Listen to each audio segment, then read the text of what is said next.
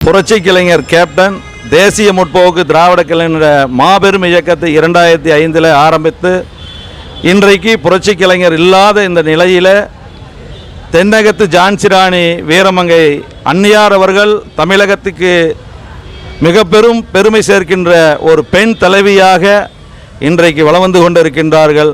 நிச்சயமாக புரட்சி கலைஞர் கேப்டன் அவர் இல்லாத எந்த இடத்திலே மரியாதைக்குரிய அன்னியார்கள் வழிநடத்துகின்ற அந்த விதம் புரட்சி கலைஞர் மறு பிறவியாக வந்து இன்றைக்கு அன்னியார் அவர் எங்களை எல்லாம் வழிநடத்தி கொண்டிருக்கின்றார்கள். நிச்சயமாக வருகின்ற அந்த தேர்தல் அன்னியாருக்கு பின்னாலே ஒரு மாபெரும் உந்து சக்தியாக இருந்து எங்களை எல்லாம் வழிநடத்தி கொண்டிருக்கின்றார்கள். 2026 தேர்தலில் அன்னியார் அவர்களை யாரை கை நீட்டுகின்றாரோ அவர்கள் இந்த தமிழகத்தை ஆள முடியும். மிகப்பெரிய ஒரு பெண் ஆளுமை தலைவராக இன்றைக்கு உயர்ந்திருக்கின்றார்.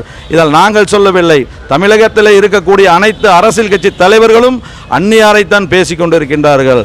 நீங்கள் ஜெயலலிதா இருந்தார்கள், அவர்களுக்கு பின்னாலே ஒரு மாபெரும் ஒரு தலைவி, தைரியமான ஒரு பெண் தலைவி புரட்சி அன்னியார் அவர்கள்தான் என்று இன்றைக்கு தமிழகத்தில் இருக்கக்கூடிய அத்தனை பேரும் சொல்லிக் கொண்டிருக்கின்றார்கள்.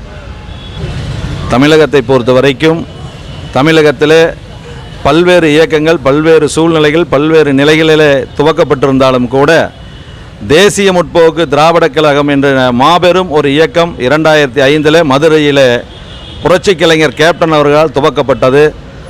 அந்த மாநாடு தமிழகத்தில் இதுவரைக்கும் எந்த ஒரு தலைவரும் கூட்டப்படாத ஒரு மாநாடாக அன்றைக்கு எங்களுக்கு இருந்தது. அந்த மாநாட்டிலே நாங்கள் சாதாரணமாக ரசிகனாக நாங்கள் கிட்டத்தட்ட 25 லட்சம் பேருக்கு மேல் கலந்து கொண்டு மாபெரும் வெற்றி மாநாடாக நடத்தி காட்டிய தலைவர் புரட்சி கலைஞர் கேப்டன் ஒருவர் மட்டும்தான். இதுவரைக்கும் அப்படிப்பட்ட ஒரு தலைவன் இல்லை, இனிமேலும் பிறக்கப் போவதில்லை. தமிழகத்திலே தேசிய முற்போக்கு திராவிட கழகத்தை வழிநடத்துகின்ற மரியாதைக்குரிய அன்னியார் அவர்கள் யாரை கை நீட்டுகின்றாரோ அவர்கள்தான் இந்த தமிழகத்தை ஆள முடியும் என்கின்ற நிலை இன்றைக்கு தமிழகத்தில் உருவாகி இருக்கிறது. தமிழ்நாட்டிலே ஒரு அன்னதான பிரபு இன்றைய தினம் இருக்கின்றார் என்றால் அது கேப்டனை தவிர வேறு யாரையும் சொல்ல முடியாது. தன் சொந்த உழைப்பிலே தான் கஷ்டப்பட்டு சம்பாதித்த பணத்திலே செலவு செய்கின்ற ஒரே தலைவர் எங்களது கேப்டன் அவர்கள் மட்டும்தான்.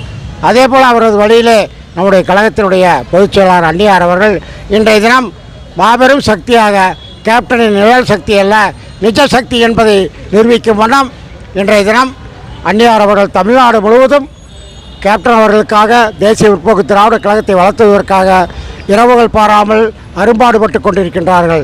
அதேபோல் எங்களது சின்ன கேப்டன் விஜய் பிரபாகர் அவர்களும் தமிழ்நாடு முழுவதும் கடந்த 2 மாதங்களாக சூறாவளி சுற்றுப்படம் செய்து அனைத்து மாவட்டங்களும் சென்று கேப்டனுடைய புகழை பரப்பிக் கொண்டிருக்கின்றார்கள்.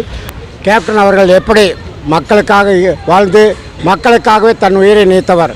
அவர் இந்த உலகத்திலே விட்டு மறைந்தாலும் மக்கள் மனதிலே வாழ்ந்து கொண்டிருக்கின்ற ஒரு நேர்மையான உத்தமமான ஒரு தலைவர் பின்னால் நாங்கள்லாம் இருக்கிறோம் என்பதை நினைக்கும் பொழுது மிகப்பெரிய மகிழ்ச்சியாகவும் எங்களுக்கு மிகப்பெரிய சந்தோஷத்தை கொடுக்கின்றது. ஏனால் ஊழலுக்கு அப்பாற்பட்ட ஒரு இயக்கம் எங்களது தேசிய முற்போக்கு திராவிட கழகம். அதேபோல் தேசிய முற்போக்கு திராவிட கழகத்தினுடைய தலைவர் அவருடைய துணைவியார் எங்களுடைய மக்கள் தலைவி அன்னியார் அவர்களுடைய வீறு கொண்ட எழுச்சியால் இன்றைய தினம் தமிழகம் முழுவதும் தேசிய முற்போக்கு திராவிட கழகம் மிகப்பெரிய வளர்ச்சியை கண்டு கொண்டிருக்கின்றது. விரைவில் வருகின்ற 2026 இதே அனைத்து இந்திய அண்ணா திராவிட முன்னேற்ற கழகத்துடன் எங்களது கூட்டணி தொடரும் என்று அன்னியார்கள் சொல்லியிருக்கின்றார்கள். அந்த அடிப்படையிலே நிச்சயமாக அண்ணன் எடப்பாடியார் அவர்கள் தமிழகத்தினுடைய முதலமைச்சராகவும் எங்களது கழகத்தின் பொதுச் செயலாளர் அன்னியார் அவர்கள் எதிர்க்கட்சி தலைவராகவும் வர வேண்டும் என்று நாங்கள் கேட்டுக்கொண்டு இந்த நிகழ்ச்சியை நாங்கள் வேண்டுதலாக செய்திருக்கின்றோம். நம்முடைய இளைய கேப்டன் விஜய் பிரபாகரன் அவர்கள் நமது கேப்டன் மறைவுக்கு பிறகு நம்முடைய கேப்டனாக இளம் தம்பியாக நமக்கு இந்த நம்முடைய அரசியல் சாசனத்திற்கு நமக்கு புத்துயிர் கூட்ட வருகை புரிந்திருக்கின்ற நம்முடைய இளைய கேப்டன் விஜய் பிரபாகரன் அவர்களை எங்கள் திருப்பூர் தெற்கு மாவட்ட கழகத்தின் சார்பாக மனமார்ந்த முறையில் வரவேற்று அவர்களுக்கு தமிழ்நாடு முழுவதும் நல்ல ஒத்துழைப்பு இருக்கின்றது. நம்முடைய கேப்டன் அவர்களுக்கு என்ன மரியாதை இருக்கிறதோ அதே மரியாதை தொடர்ந்து நம்முடைய கிளை கேப்டனுக்கு இருந்து வருகின்றது.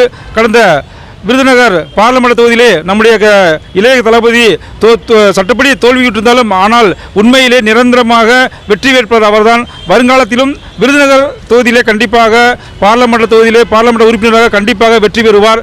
அதற்காக நாங்கள் முழு ஒத்துழைப்பு கொடுக்க காத்திருக்கின்றோம். நம்முடைய இளைய கேப்டனுக்கு நம்முடைய கட்சியிலே ஒரு நிரந்தரமான பதவியை கொடுக்க நம்ம எல்லோரும் ஆசைப்பட்டிருக்கிறோம். கடந்த மாவட்ட செயலர் மீட்டிங்லையும் நம்முடைய அந்நியர் அவர்கள் சொல்லியிருக்கிறார்கள். அடுத்த மாதம் நடைபெற இருக்கின்ற பொதுக்குழு செயற்குழு கூட்டத்தில் நம்முடைய தம்பிக்கு ஒரு முக்கிய பொறுப்பு கொடுப்பதாக கூறுகின்றார்கள். அந்த முக்கிய பொறுப்பினை எதிர்பார்த்து நாங்களும் காத்திருக்கின்றோம். எங்களுடைய இளைய கேப்டன் அவர்களுக்கு நாங்கள் எங்கள் தெற்கு மாவட்டத்தின் திருப்பூர் தெற்கு மாவட்ட கழகத்தின் சார்பாக முழு ஒத்துழைப்பு கொடுப்போம் என்று இந்த நிலையத்தில் தெரிவித்துக் கொள்கின்றோம்.